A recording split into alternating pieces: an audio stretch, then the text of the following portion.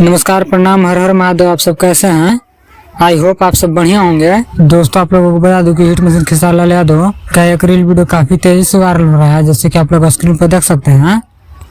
और इस reel video में खेसारी लाल यादव डांस करते हुए नजर आ रहे हैं। और इस रील वीडियो को राम से राष्ट्र इस सॉन्ग पर बनाया गया है, जो कि इस सॉन्ग को आज सुबह में खेसारी म्यूजिक वर्ल्ड पर रिलीज किया गया था।